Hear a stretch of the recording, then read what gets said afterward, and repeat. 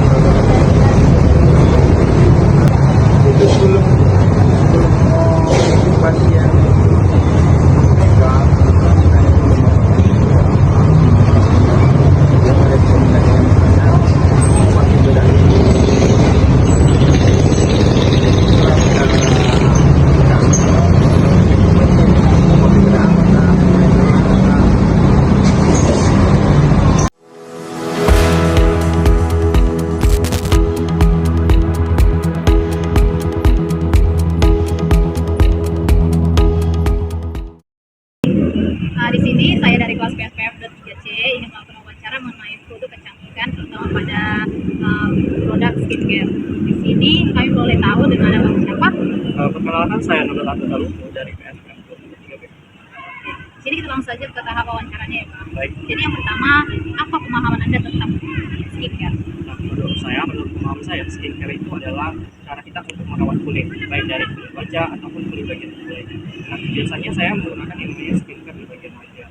Nah, di situ saya ada beberapa tahapan dalam penggunaan skincare ini. Ada itu sabun cuci muka, bagian dari moisturizer, dari serum, dan juga itu sunscreen. Nah, sunscreen itu salah satunya untuk mencegah kulit wajah kita untuk tidak langsung terpapar dari sinar UV. Nah, itu untuk melindungi kulit wajah kita untuk tetap sehat dalam menurut saya. Terus berarti skincare ini memiliki dampak positif dan negatif pada kulit kita ya kan. Jadi yang selanjutnya itu pertanyaannya, apakah dalam pemakaian skincare Anda pernah mengalami gejala-gejala yang merugikan pada wajah Anda? Tentu saja itu pasti terjadi, dapat memberikan dampak yang merugikan ataupun positifnya bagi saya. Terutama ketika suatu produk skincare itu tidak sesuai dengan kulit wajah saya, mungkin kulit wajah saya itu yang sensitif. Jadi bisa saja itu mengakibatkan dampak negatif dan dampak positifnya. Nah, sehingga saya beralih ke skincare lain. Jadi misalnya kemarin itu dampak negatif itu wajah saya jadi gatal-gatal atau menemukan jerawat baru lagi semakin banyak. Jadi tindakan saya di situ, saya berhenti menggunakan skincare dengan produk itu, saya ganti lagi. Tapi semua itu butuh proses. Jadi baik-baiklah menggunakan skincare juga. Jadi pertanyaan selanjutnya itu, seberapa besar pengaruh ulasan online atau influencer dalam keputusan Anda menggunakan produk kecantikan yang sudah modern? Oke, menurut saya influencer atau yang memaparkan atau mempromosikan produk skincare mereka itu sungguh memberikan pengaruh terhadap saya, karena mereka kayak membujuk kita untuk menggunakan produk tersebut, skincare tersebut. Karena dilihat dari influencernya kulit wajah mereka terlihat bersih gitu dan terlihat mulus. Jadi seakan-akan atau seolah-olah mereka kayak memberikan penarikan perhatian untuk saya untuk membeli produk tersebut dengan penjelasan mereka gitu. Jadi sungguh berpengaruh memberikan pengaruh ke saya untuk mengonsumsi produk tersebut. Terima kasih atas informasi dari Abang. 3C ingin wawancara kakak. Kenalkan, nama saya Marta Rejita. Sebelumnya, kakak dengan siapa? Perkenalkan, nama saya Nobel Stardan Binte. Saya dari kelas PSPF 3B. Baik, di sini kami ingin wawancara. Kami yang pertama, bagaimana pendapat kakak tentang apa itu skincare? Menurut saya skincare itu ialah suatu produk yang dapat kita gunakan untuk mengawasi agar kulit kita itu kayak terawat atau seperti menghindari dari kemerahan ini atau masalah-masalah kulit. Karena selanjutnya kan kalau skincare itu kan kadang ada dampak positif dan dampak negatif. Apakah kakak pernah mengalami dampak negatif dari penggunaan skincare atau kecantikan yang kakak gunakan?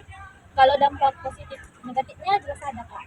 Terutama di dampak negatifnya juga seperti kadang kita salah memilih jenis atau produk skincare yang tidak cocok sama kulit kita. Nanti bisa menimbulkan seperti iritasi atau timbulnya buntusan atau masalah kulit yang lainnya.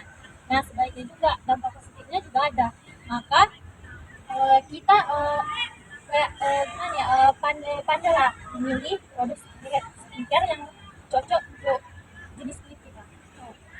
Itu pertanyaan selanjutnya, seberapa besar pengaruh ulasan online terutama e-commerce bloggers atau influencer dalam keputusan kakak menggunakan produk kecantikan modern di era zaman sekarang? Menurut saya sih besar juga pengaruhnya. Nah, kadang ada orang yang seperti promosi-promosi tentang skincare ini ya bisa membuat terjadi ini, kan kita kan juga berpengaruh gitu. Jadi kita seperti kayak penasaran juga ingin mencoba ini, tapi padahal terbalik juga.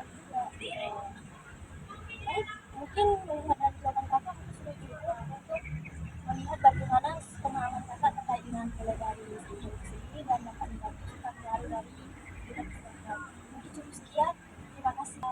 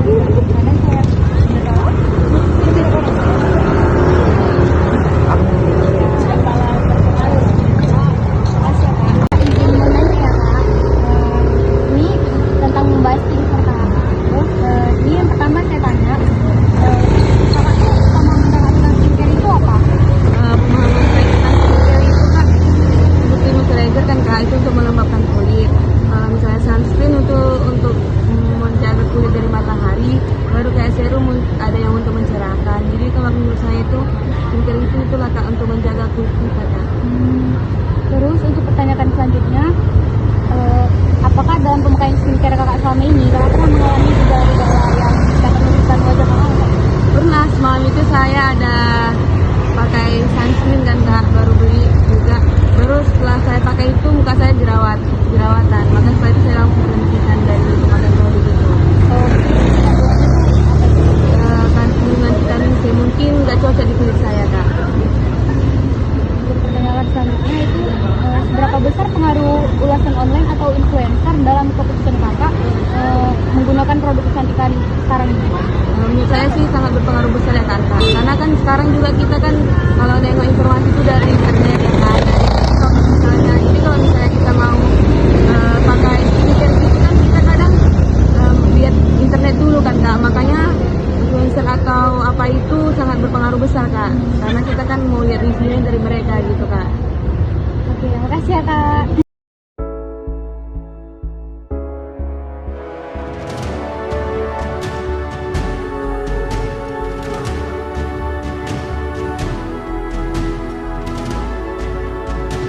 Wih, intronya keren sekali. Menyanyi kok. Sekarang ini nama kak menyanyi. Maka saya cerita, saya mau cerita tentang teman namanya baik. Tampil betul